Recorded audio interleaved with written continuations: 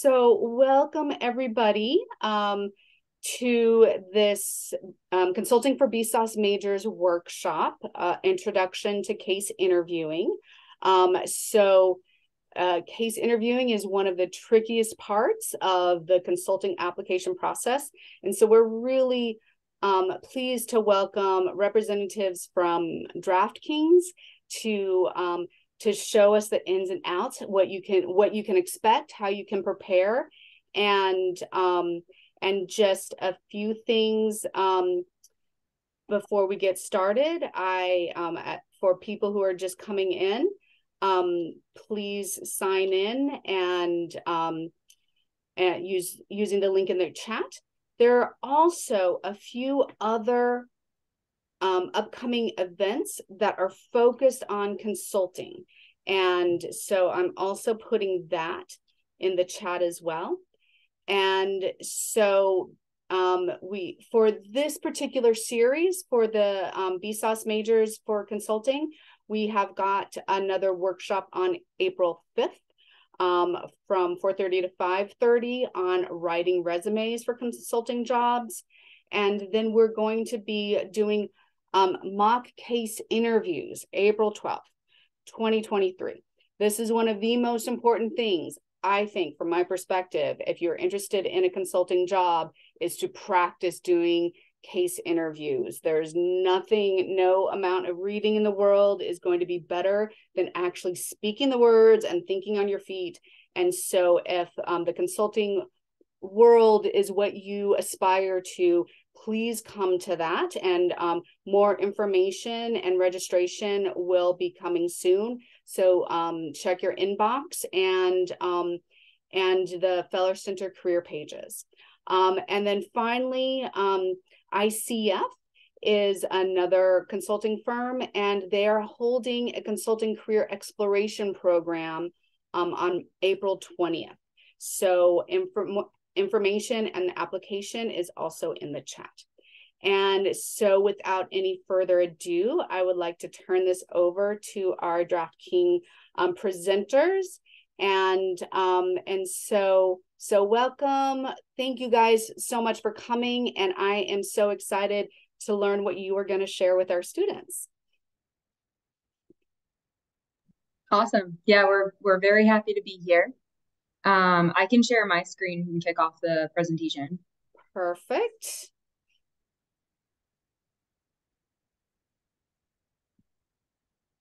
Okay. Can everyone see my slideshow? Okay. Yeah. Yes. Okay. Awesome. Well, we're really excited to be here. We are from DraftKings, and we'll go over a little bit about who we are. But today we're here to talk about case study interviews. We have an example to run through, and we're excited to be able to share that with you. So just for the agenda, we'll do some quick introductions so you know who from the team is here. We'll talk about who we are as a company in case this is the first time that you've heard of DraftKings.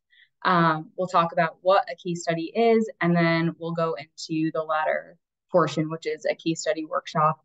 Basically, it's an example of how a case study runs, so you can see from an interviewer's perspective and from an interviewee's perspective on how to answer those questions. And of course, we'll open it up to questions from the audience. Feel free as we're going through to just pop questions into the chat, but at the end, we'll allow you to come off of mute and ask any questions. I know for the workshop part of it, we can make it interactive, so feel free to turn your cameras on to come off of mute and help answer any questions. But we would definitely like it to be as engaging as possible. So some introductions. I'm Amanda.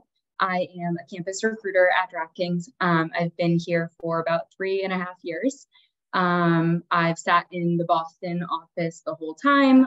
We are a Boston-based company. And usually if you are looking for an internship role or a full-time role for after graduation, anything in the early career side of things, you most likely will be working with me. So feel free to connect with me on LinkedIn. I'll make sure to pop that in the chat as well before the session comes to a conclusion. And then Connor, do you want to introduce yourself? Yeah, for sure. So my name is Connor Clark, and I'm an analyst here at DraftKings, work specifically in like the fantasy products, and my role is really like kind of an internal consulting role where I work really closely with the product managers, and when they launch new features, we basically create a hypothesis and then test those hypotheses, whether it be an A/B test or some other experiment, and then once the features launch, we measure incrementality and then make recommendations in order to help the product managers improve the product. Pass over to Jake. Yeah. Hey everyone, I'm Jake. I've been at DraftKings for almost 3 years now. I'm on the same exact team as Connor in terms of the fantasy and new products. Just also acting as an internal consultant, but for the operations side. So Connor works more on the product side. I'm working with the operators who, for my role, I work on the marketplace, which is our new Web3 initiative, where I help them help inform decisions in terms of tokenomics around our sales and drops, sizing for contests, and just everything in between related to our new Rainmakers product there.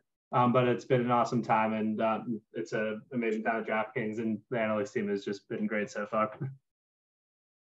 Nice. Yeah, and Jake and Connor both actually came in through the campus program, coming in as new grads. So Connor graduated from Berkeley, came right in, and then same with Jake. But Jake, do you want to share how you found things from Maryland? Yeah. So I graduated from Maryland. I forget if I mentioned that already. But I graduated back in spring 2020. Got straight to DraftKings. I was kind of applying all over. But yeah, I found a DraftKings position. I was looking for more. I studied finance and information systems in the business school, but I was getting kind of tailored towards investment banking and wanted to fray away from that. I was more interested in like data analytics, statistics, stuff like that. So when I saw a data analyst position pop up, I just thought I had to apply. I'm super passionate about sports and the sports industry as well, so I thought it was a perfect alignment. And I found out one of my old camp counselors worked at DraftKings as well within the operations department. So I reached out and happened to get a referral and just, I guess, got lucky and flew through the interviews and happened to land the job. But it was an awesome opportunity to just like kind of put a testament to how important networking is, and also just like just going for whatever position sounds like it'll be great for you, because I didn't think in a million years I'd be able to land this, but happened to get it, and I'm very happy I did. Thank you, Jake. And then Connor, you as well, did you just kind of find us through like a job board, or what was your journey like? Yeah, it was similar to this type of thing where there was a panel on Ripple Match, I believe, and went to the panel and afterwards just applied through the regular application and went through the case interviews and got the job as well. But I came directly from college as well. I graduated in the spring of 2021. Nice. Yeah, but definitely, attending events like these are really important. Recruiters will see your name pop up over and over again. They'll get to know you. And then also just networking, like Jake said, is really important. I know for a fact that when I get reached out to by anybody that I've come across, just even in like going through school and meeting people outside in the real world now, I at least pass their names on to recruiters. So networking is really important. Don't be afraid to put your name out there and just say you're interested. The worst that could happen is your application gets denied, but it's something where just keep going, I would say. Don't be afraid to at least like put your name out there. Okay, so a little bit about who DraftKings is and kind of why we're relevant, considering this is probably more geared towards consulting roles that you're all looking for. But basically, Jake and Connor are like the consultants of our business. They're just internal consultants at DraftKings. So what is DraftKings? We are a sports and entertainment company. Our mission is to be one of the world's largest and most beloved digitally led consumer companies. And our vision is to responsibly entertain, engage, and unlock passion in people all over the world. Basically, we want to build really fun and engaging products. So what are our products? We have 4 main ones. So the first product that we had ever launched with was Daily Fantasy. That one is probably that's probably what we're most well known for. When we started out in 2012, so we've been around for around 11 years, this is the product that we launched. Basically, if you're familiar with any sort of like fantasy football leagues or anything like that, what we did was we took those contests and we just made them more available to do in shorter term or on the shorter term side. So you can play daily or you can play weekly mostly. And we have that product launched in about 13 different sporting leagues.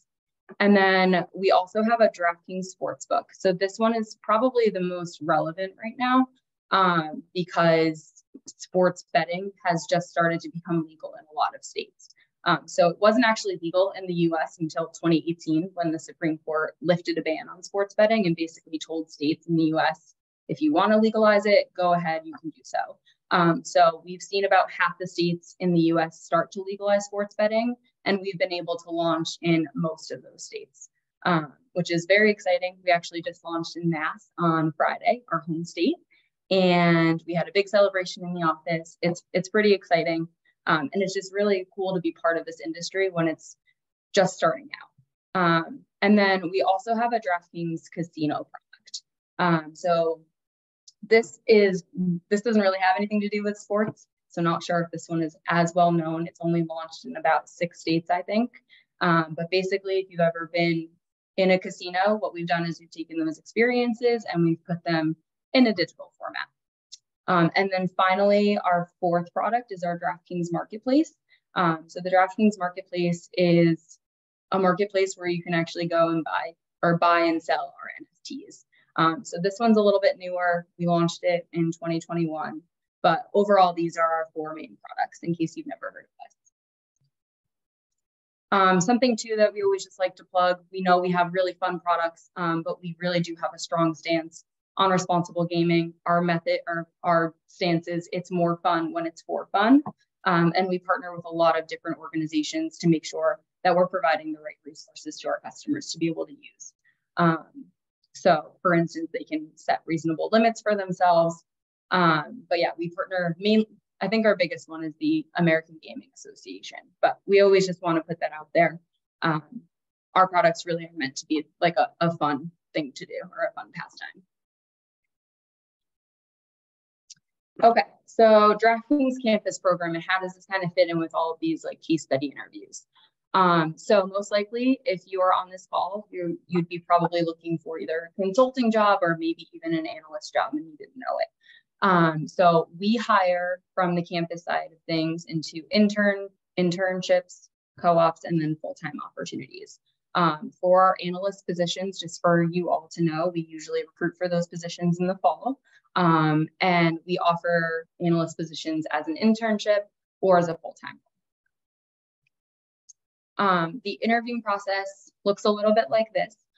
So of course, you're going to do your research on the company. I think even attending events like this is really important.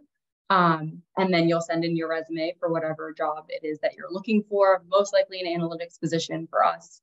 And then after that, you'd enter into the interviewing process in the form of a few case studies. So right off the bat, I can tell you that if you entered into our process, you'd be doing at least 2 case studies with us. So what you're doing today and learning and seeing an example of how a case study is walked through is really, really important. And honestly, will give you a little bit of a leg up in our interviewing process. Okay, so what is a case study? So just a very basic overview of what a case study is. It's a session in which the candidate is presented with an authentic business scenario. So basically in the interview, an interviewer is going to give you a business a problem that a business is having and asking you to pretty much make recommendations for what they can do to improve. Our cases are usually about 45 to 60 minutes. I can't say that's the same thing for all case interviews from other companies, but that's what ours are. And I would say it's probably similar. And Jake and Connor might be able to speak to that as well. And then I will say, so this is an opportunity for you to collaborate with an interviewer and really showcase your skill sets. So you will show off your communication skill sets. You'll be able to kind of show off your critical thinking skill sets. But basically the way that the interview will take place is you'll look at the problem, you'll try and understand what's going on, you'll hypothesize what the possible issues are, and then you're going to use data to analyze and identify issues. And then from there, come up with some potential solutions. So that's kind of how it really relates to being a consultant. Just on our side, our analysts are consultants to our business. And then Connor's going to go over some best practices just because he's done a few more case studies than I have. My bad, sorry, I was muted. I think Jake and I can tackle this together. I can take the first couple and Jake take the rest. But I think in the beginning, I think it's definitely very important to write down the information the interviewer gives you, just because in the beginning, they're probably going to present some sort of a scenario or a problem statement, and making sure that you have all the key pieces of information and you confirm those key pieces of information with the interviewer is really important in the beginning, because if you start off on the wrong foot, it's going to be really hard to answer the question if you don't have all the information correct. I also think it's perfectly normal and it's encouraged to take some time before answering questions. I think oftentimes it's super easy to get stressed in an interview, but take a moment, gather your thoughts, and write down your thoughts on a piece of paper before you answer is completely normal. Just ask the interviewer for a minute to think about it. Yeah, going forward there, as an interviewer, I think one of the things that I always look for is just working how a candidate walks through their logical thinking and their framework, how they're setting up a problem, and really understanding their thought process of how they're tackling the question or problem that we're throwing at you. So in general, I think it's really important, like obviously, to work towards the right answer and get a basic understanding of the case.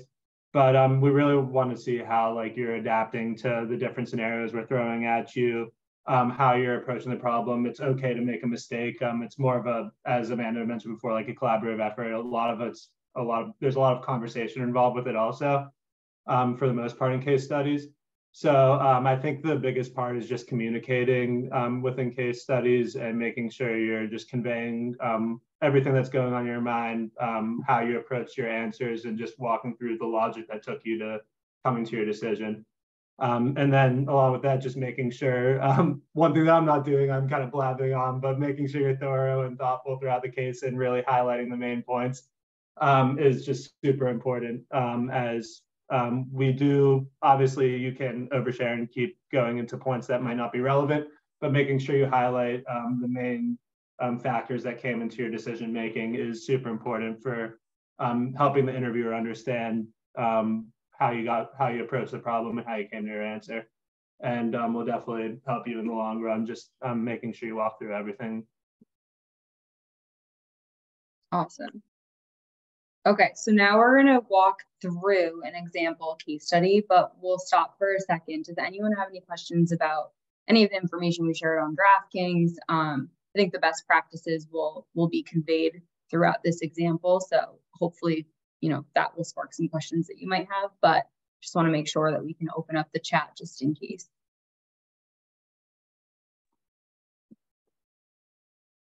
And I just want to throw in one other thing as I was listening. So this does sound very typical to other consulting firms.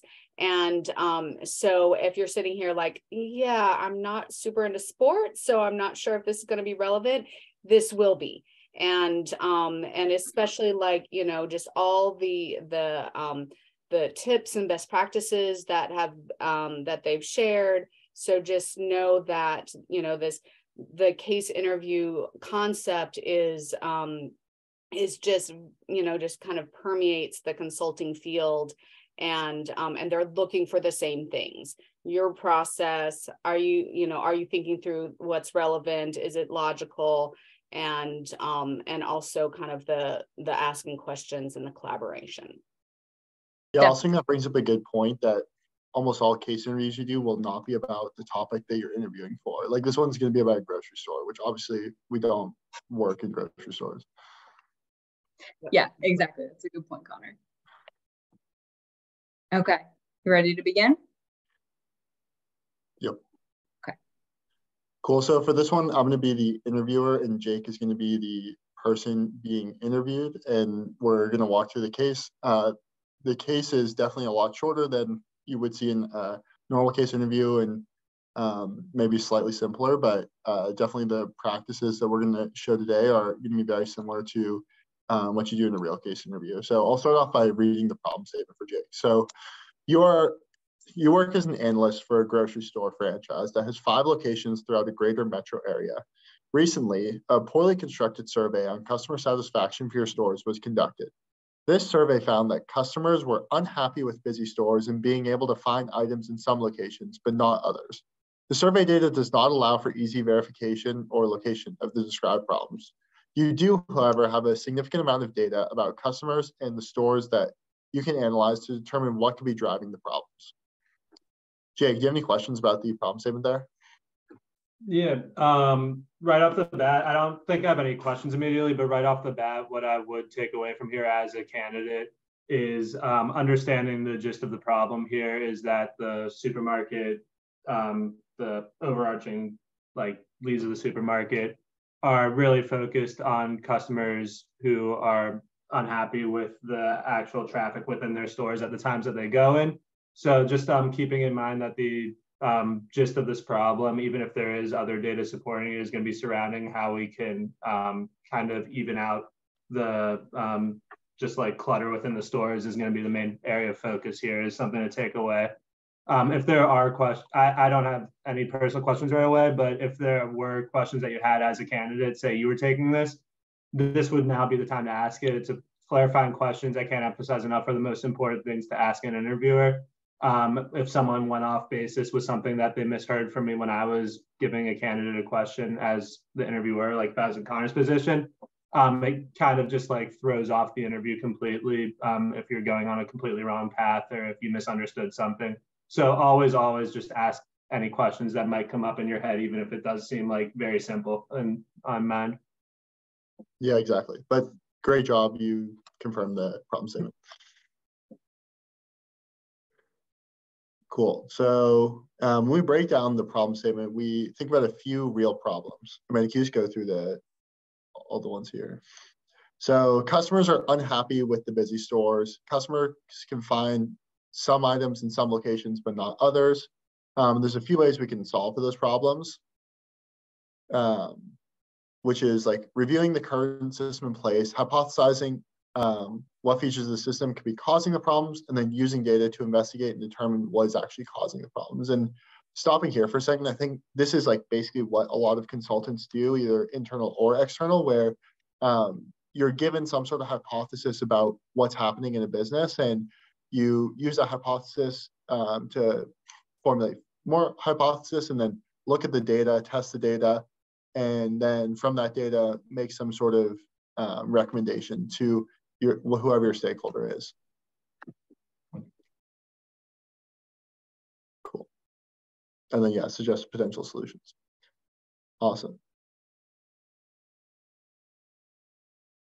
Cool. So, Jake, what data would you like to use to determine which stores are busier than others, and how that we can confirm the stores are properly stocked?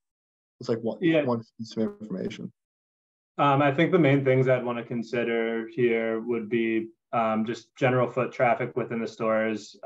If there is any data, whether it's through receipts and transactional, or if we could actually get a count of how many users entered and left the store. Just looking at just in general the traffic within the store at given times is probably the best thing. Along with that, I think one important one that I'd want to look at in terms of reasons behind a store being busier than the other is just the inventory within the store. If it differs within stores, if there is a larger supply of certain produce within one store versus another. I'm just thinking off of the dome, those are the two main things I'd be interested in the most, I think. Yeah, both those answers are definitely right. Does anyone in the audience have any other things that you potentially want to look at, potential data sources?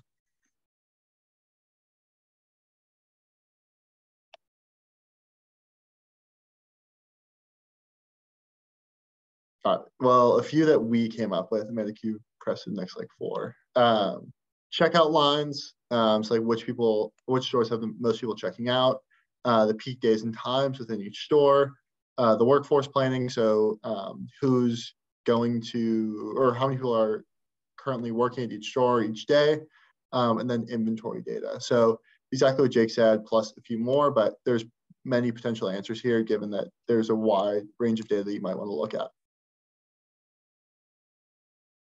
Cool. So Jake, for today, we have data on the peak shopping days and times, data visualizations around the time spikes, workforce planning and scheduling, as well as some store inventory data. So that's what we're going to be taking a look at today for this case interview.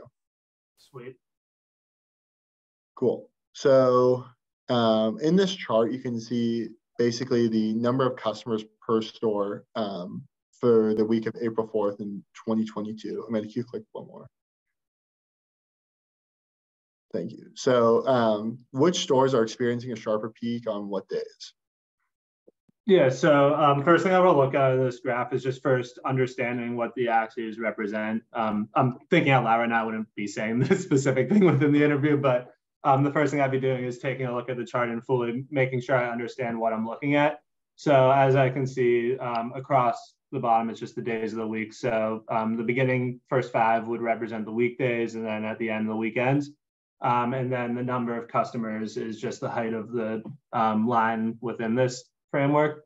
So what I can see immediately, I'm going to try to annotate here. Sorry if my squiggles are terrible, but immediately I can see a giant peak on specifically on weekends within stores 3 and 5 right here. I think the colors line up there. And then along with that, store 2 sees a massive spike within the middle of the week. Specifically looks like Wednesday, maybe Tuesday also. But those are the main 2 spikes I see. Along with that, store 1 and 4 do seem like they have a little uptick right here on Saturdays, but in general are very low volume stores relative to the other ones. But I think the main ones we want to look at are stores 3 and 5 here on the weekends, and the 1 super spike on Tuesday, Wednesday within store 2. Yeah, I mean, I think that's definitely a great answer. And I actually did like how you walked me through what the chart is specifically telling us, because I think being able to read data is something that's very important in analytics or in consulting as well. Yeah, to bounce off that, Connor, I think, sorry, going out of the role of interview of candidate here.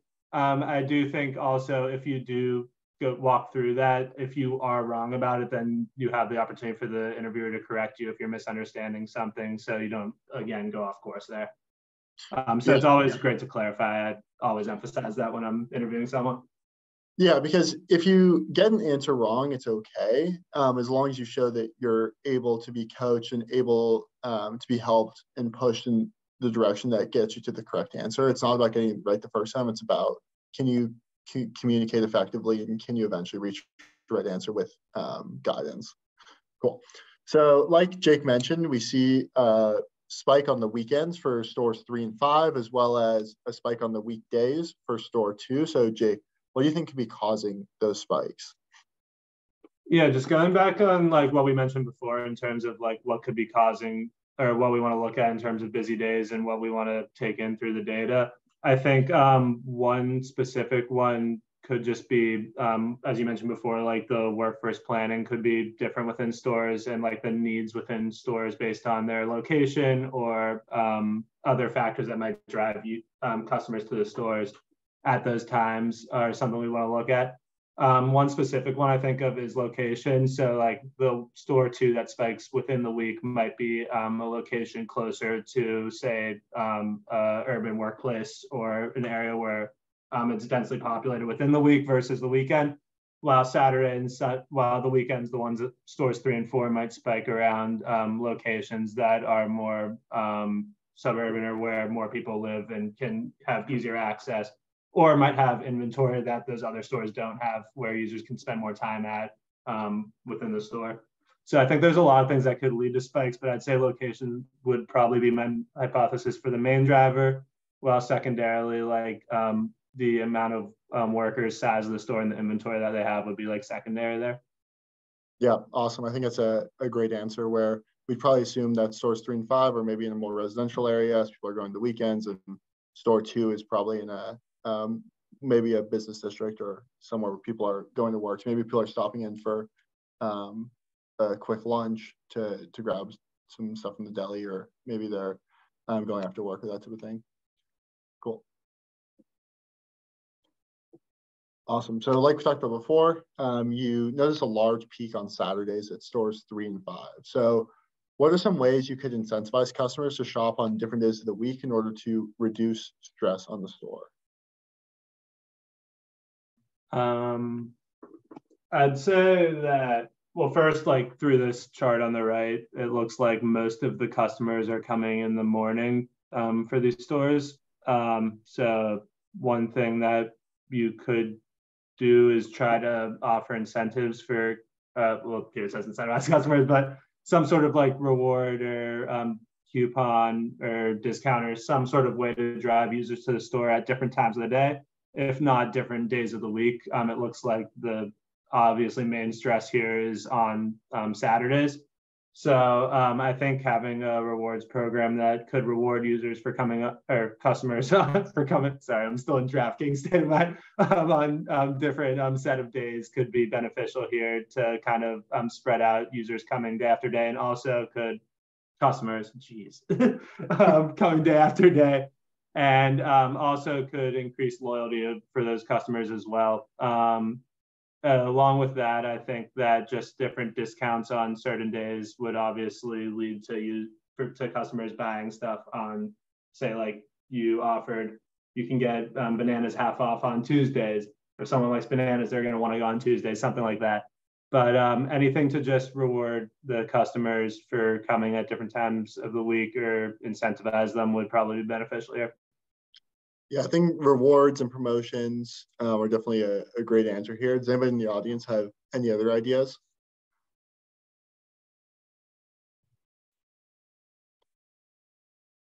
Cool. Well, if you have any, you can always put them in the chat. But yeah, I think that sounds like a great idea. Some sort of incentivizing through discounting or promotions or that type of thing. Awesome. Cool. So on the left, we have that original graph, which is the customer data for customers entering and exiting stores throughout the week for that week in April. And on the right, you can see the workforce planning data for that week. So looking at those two charts, what do you notice? And are there any gaps that you'd like to fix? Yeah, I think the first thing that catches my eye right off the bat is just that I'm just looking at the shape of the lines throughout the chart versus just the differences between the two. You can see that the purple kind of takes the same shape. So store 5 from Monday to Sunday looks kind of similar to the customer store data from Monday to Sunday. But the orange line in terms of number of employees in on the weekends is significantly down relative to the stress level they're getting in terms of customers. So you can see here there's a giant spike, but here it's all the way down, like closer to stores like 1, 4, 2, when they have probably, it looks like 2.5 times as many customers there. So the first thing that catches my eye is that they're completely understaffed in store 3, it looks like. So what that would probably lead to is longer lines, less checkout lines available. And again, with that many just customers in the store coming, the traffic would just consistently increase if they can't flow in and out of the store at that rate. The other one that catches my eye is the store 2 doesn't have a bump on Tuesday and Wednesday. So likely the same result there in terms of just being understaffed. So I think in terms of redistributing workforce, with the volume we're seeing in stores like 1 and 4 here being the lowest, I think they look a little overstaffed in terms of the amount that we have. So either raising the overall number of employees that you have working on these stores or redistributing from those stores 1 and 4 to stores 3 and 2 would probably be the best solution here. Awesome. Yeah, that's definitely a good answer here. Like Jake said, there's definitely gaps in the employees for stores at peak time. So we definitely want to maximize the number of employees during those peak times of those peak stores. And maybe the rewards we talked about earlier also would help with this as well. Cool. So finally, we're going to get to more of an expected value question. So in these types of case interviews, you see a mix of data visualization, critical thinking, as well as maybe a little bit of math and statistics. So here I'm going to read off the expected value problem for Jake. So you're a customer who needs to go grocery shopping on Saturday. The closest store to you is store 5, which is 5 minutes away. However, you receive a coupon that is valid on weekends at store 4, which is 30 minutes away. Do you think there is a 50% chance that the checkout line at store 5 will be 1 hour, and a 50% chance it'll be 20 minutes. There's a 100% chance that there'll be no wait at store 4. You value your time at $24 an hour, and coupons only come in full dollar increments. How much does the coupon need to be worth in order for the drive to store 4 to be worthwhile? Give you a minute to think about it as well. Yeah, so just thinking out loud here, this is a time where I'd be writing a ton of stuff down and making sure I'm understanding everything. So the first thing I do, hope you can see this, so I'd probably lay out store 4 and store 5. I don't think you can see that text yet, but can you see that? Yep. All right, sweet. So in store 4, you know that it is 30 minutes away. So it'll take 30 minutes to get there. Plus, there's no wait at the, sorry, I'm trying to type at the same time. 30 minutes to get there, but there's no wait at the checkout line. So the total would be 30 minutes there. And at store 5, it is 5 minutes to drive, but 50% chance of a 1 hour wait, so 60-minute wait, and 50% chance of a 20-minute wait. I guess one clarifying question here, Connor, is for the drive, would it be just 5 minutes away, or do you also have to incorporate just like the entire travel time back also?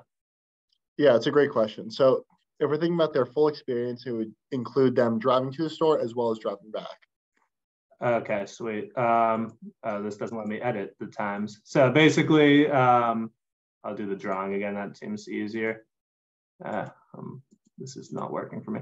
All right, so instead of 30, this will be 60 minutes then. Sorry, my drawing sucks, my handwriting. And then this would be 10 minutes instead of 5 minutes. Along with that, we also know that we're going to do $24 is equal to 60 minutes here, just based on the value of our time here. Ooh, this is hard to write. There we go. It's also hard on the laptop. So yeah. All right. So for store 4, what we want to do now, I think, is figure out the expected time it takes within each store, so you can get a dollar value, and then you want to figure out the coupon value at the end. So for store 4, it is going to take 60 minutes total. So that will be $24, it looks like, is the value of going to store 4. And store 5, it'll take 10 minutes plus 50% of the time you're going, that's a 0.5. 50% of the time it's going to take 60 minutes. And 50% of the time it'll take, this is brutal, 20 minutes. So that will be 30, and that will be 10, which makes the total amount of expected time at store 5 50 minutes. So in general, you'd probably rather go to store 5 over store 4 at this point. The question here is just what would the coupon need to be to make it worthwhile to go to store 4? And in that case, the value of store 5 at 50 minutes would be 50 over 60. Sorry, I should clear this. I shouldn't. 50 over 60 times the $24 value, which is $20. All right. So the value of store 5 is $20. The value of store 4 is $24, which means in order to want to go to store 4, you're going to need to make the coupon worth more than $4 to make it worthwhile versus store 5. Is the conclusion I'm coming to. Yep, exactly. So I like how you walked through that. So basically, like Jake said, the expected value for store 5 is it's going to take you about 50 minutes, and the expected value for store 4, it's going to take you about 60 minutes, because we value our time at $24 an hour. It's basically 10 minutes divided by 60, which is about 1/6 times the $24 an hour, which is going to be $4. And because the coupons need to be full dollar increments from that last line, the coupon would have to be at least $5 for you to choose store 4 over store 5. I know that was a lot of scratch work there, but that's exactly like what you need to be doing for these problems. Obviously, it doesn't make sense for anyone to require you to be able to do all this in your head. So having that scratch paper and writing it all out, I think, is very important. And I like how Jake walked me through his steps there as well. Were there any questions about how Jake solved that problem, or how to solve these types of expected value problems?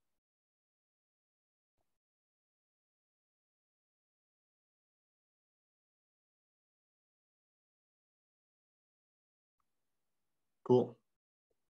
Yeah, I actually had a quick question, because I'm just curious, if what if your logic is pretty sound?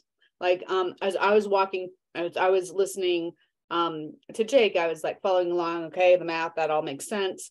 But then my brain just went into this totally different direction. Like, it's got to be like $24 in order for it to make sense, because I just the assumption or the conclusion that I was drawing didn't really was tied to something that wasn't accurate. So if someone made a mistake like that, but the rest of the process was sound, what would I expect to happen in an interview so that I could course correct, or would the fact that my logic was sound but my conclusions were different than the right answer, would that harm me as a candidate?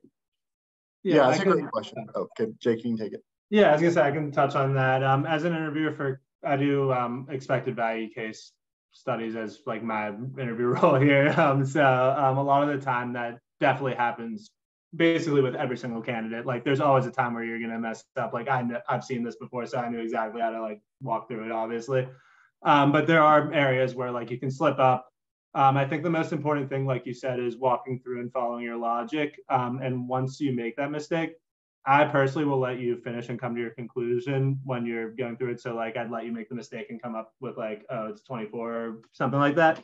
And then what I'd do is I'd go back and reaffirm the parts where it wouldn't harm you in any way, unless it's just like a really bad mistake, I'd say, but like nothing here would be a really bad mistake. What I'd do is I'd go back and reaffirm like the parts you had correct. So like you'd walk through the entire steps of, oh, it comes down to like 50 versus 60 minutes, whatever. But the number at the end you got is wrong. I'd be like, I wouldn't give the right answer, but I'd give a hint. I'd be like, would you rethink like with the $24 an hour value that we're giving it, how would you rethink this with the values you were getting for how long it would take at the stores or something like that, and kind of push you towards the right direction? Because what I'm seeing from your answers is that you understood the problem, you understood where it was going, and there was just like a slip up in the calculation, which can happen at any time. And just trying to understand how you'd correct that problem with a little help there is definitely like the next step for understanding if you'd be a good fit, because like everyone makes mistakes. So like one mistake wouldn't obviously just get you canceled out there from our candidacy. So how you respond to that, and with a little push, is definitely very important. And just making sure you trust your logic also. So like reaffirming that, I think, would help. I know, especially in an interview, a lot of the times you can be flustered, especially when it's something you're unfamiliar with. So there are definitely a lot of opportunities to make mistakes. A lot of mistakes do happen. So just, I think the reaffirmation of that your logic's correct can help just reassure you that you're in the right direction, and then fixing it from there with a little help will just keep you on the right path, and it wouldn't just like throw a hurdle into your like eligibility for the position at all, unless you just kept reoccurring making a mistake, I guess. Yeah, and building off Jake's point, I think that's why it's very important that you walk the interviewer through all your steps, because if you don't walk the interviewer through all your steps, then it's really hard for the interviewer to see where you made a mistake. But if you're clearly communicating, this was the first step, this is the second step, so on and so forth, it's easy to go back to the step that was wrong and try to guide you from there. Yeah, exactly. Like if Rhonda, if you just came in and was like, oh, they're both $24, I'd have no idea where to even go with that. I'd be like, no, that's not the right answer. But like if you walk me through the entire thing, I could, like Connor saying, know exactly where I went wrong, know where I can help lead you to rethink what you worked on and get to the right answer there, because I know you're working in the right direction there. Yeah, and I will just say I listen to a lot of interviewing feedback. I don't administer the cases, but hearing when students or candidates are open to the feedback, they're not getting defensive over the fact that they thought their answer was correct, but in fact they listened to the interviewer and they were like, oh, maybe I did, like maybe I could have gone this direction or I missed that, is really important, because that shows your coachability. Because in the business world, like we don't always know exactly what the right answers or the outcomes are going to be.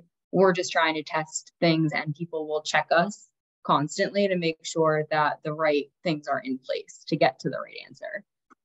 So just being really receptive to the feedback is super helpful, and is feedback actually that interviewers like love.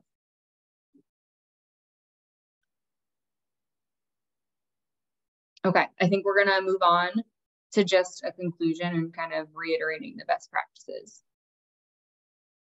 Yeah, going back to the best practices, we can refer back to the earlier slide, but it's basically like everything Jake did, it's really important to be thoughtful and thorough throughout the case.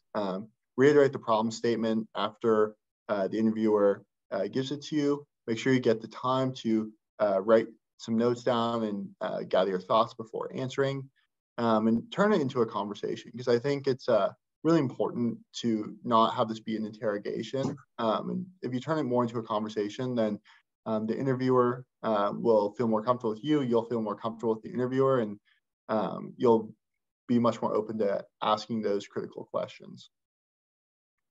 Jake, do you have any other best practices? Yeah, no, I think you hit the nail on the head there. Just making sure that you're keeping, I think just making sure you understand the entire scope of the question and problem statement is super important, and that's done through that conversation. And just making sure you're heading in the right path just through that conversation, just because you'll keep talking with the interviewer and he'll reassure you if you're right, tell you if you're wrong. And yeah, I think Connor hit it spot on there. Sweet. And with a case compared to an analyst or any other consulting role, like we talked about before, a lot of times there'll be some sort of hypothesis, and your job is really to take that hypothesis, look at the data, look at more data, create some visualizations, do some tests, and then from that, draw some recommendations for whoever your stakeholder is. For me, it's the product managers. For Jake, it's the operations managers. And consulting, it could be a third-party company. So there's always going to be some sort of hypothesis. Your job is going to be to look at the data and provide those key recommendations, which is basically what Jake did in this case as well. And finally, just make sure to practice these cases as much as possible. It's one thing to watch us walk through one, but looking up online like business cases or consulting cases, and then having your friends interview you, having your family, I think that's critical here, because the more practice you get and the more reps you have, the more comfortable you are in this type of situation. It's definitely kind of an uncomfortable situation at first, but once you get comfortable with those best practices of asking questions, turning it into a conversation, and working off the guidance of the interviewer, then you'll get better and better.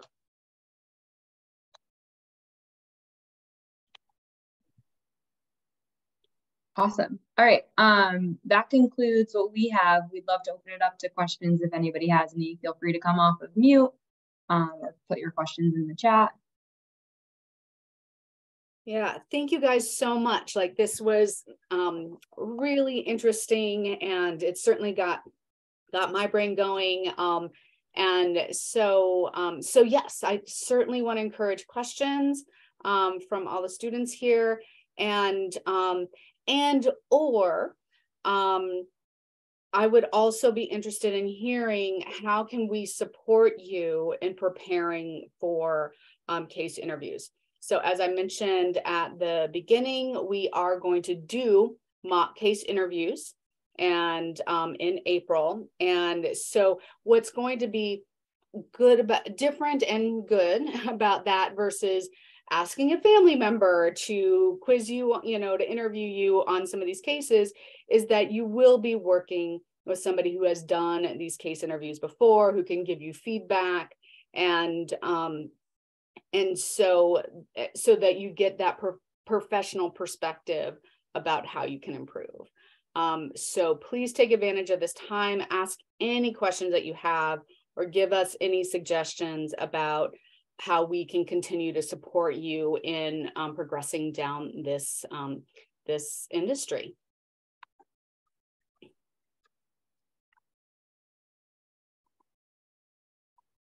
So I'm not seeing anything in the chat. No. But in the meantime, we do have, this is a QR code for DraftKings. If you scan this and sign up, we'll let you know when we do any other types of events like this. We'll let you know when we are hiring, if this is something that if our analyst positions are something that you're interested in. But yeah, we do things like this all the time. And, the goal is to help you get that job. So please feel free to sign up. We'd love to stay connected.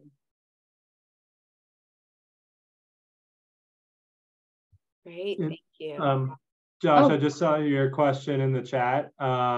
Definitely think there's, I'm sure there's a ton of resources out there in terms of like case interview, like by the book and stuff like that. I think I'm a big advocate for studying.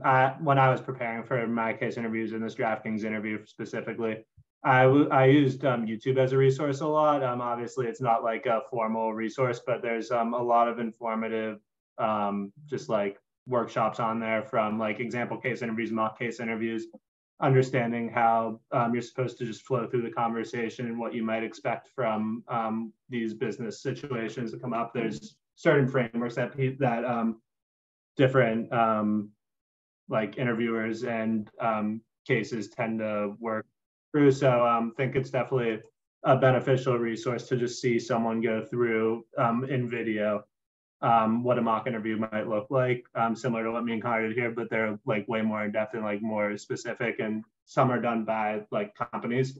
So those were the resources that I mainly used. Obviously there's professional resources, I'm sure, that are more like validated and beneficial as well. But from my experience, that definitely really helped me feel confident in like the framework I was building when I was going through case interviews.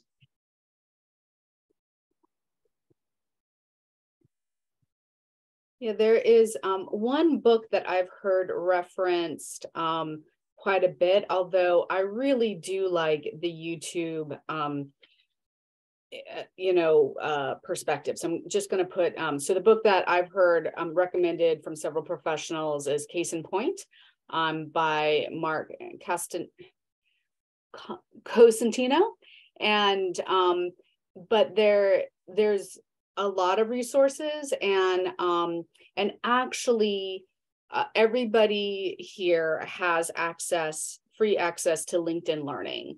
And if you can go through that through Careers for Terps, they have got a multi-section course about preparing for case interviews.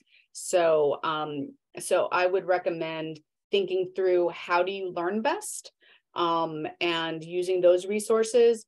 But I do think that number one, being able to watch people and how they interact through YouTube is really useful. And then just going through that, stumbling through it, and learning like where do you get flustered, and practicing on those areas can be really helpful. So so University Career Center has got resources, YouTube's got resources. I can double down on the LinkedIn Learning part too. I've taken some courses on there and they're super valuable. And then also on the YouTube front, I just make sure you're looking at like the comments and reviews to make sure it's a reliable source that's like beneficial at first. So please don't go like astray on something that's like super outdated or just like out of the way. That's not related at all. Yeah, because that's obviously anything in the world. Yeah. Do you guys know like if the case interview, if that's kind of like evolved over the years? Because I know it's been around a long time. But I'm curious if there's been some changes, and I don't know if you guys know about that. But from my perspective, I feel like it really depends on like what firm you're going for. I know like within my interviews, like some were definitely more math heavy, whereas some were more about like critical thinking. And so like definitely I looked on Glassdoor in the interview section to try and see what types of interviews they had for the different types of companies. But I think like even within consulting, there's a wide range of types of cases you get. Yeah, I think Glassdoor can be a great resource. Yeah, because they will tell you, here's a question that I was asked, and here's how I answered it, and here's the feedback that I got if I got any. Yeah, and we also, as a recruiter, we kind of set the stage for what type of interview question it's going to be. We do give you that information now, where if one's going to be more math heavy, we kind of let you know that.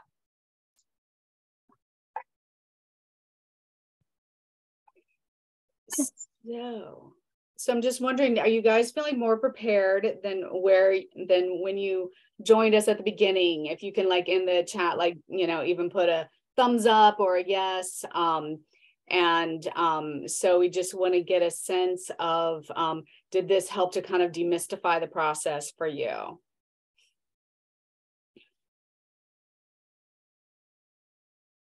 Thanks, Josh.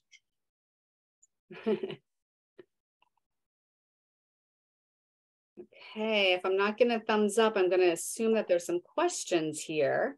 We got more. Okay, yeah, we've got a few. Great. Okay. Okay, yay. All right. So, well, sorry. No, I was just looking, I want to find the link to how to get to LinkedIn Learning, and the career website does not make it super easy. So that's what I'm doing at the moment. So please wrap up, and I'm going to try to get that in the chat before we go here. Okay, and I'm going to share my LinkedIn with everybody. If you want to connect, feel free to. Let me know if you have any other questions. I'm sure Jake and Connor would be happy to help answer any questions I can pass along to them as well. Yep, definitely happy to talk to anyone who wants to. Yeah, me as well.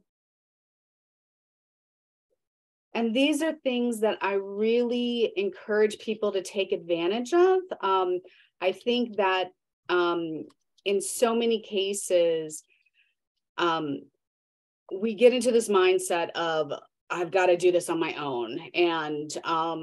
And that if I ask for help, then I am, you know, fill in the blank, whatever, you know, that I'm not smart enough or something like that, or I don't want to be a bother. That's the other thing that I hear from a lot of people. I don't want to annoy anybody by asking for help.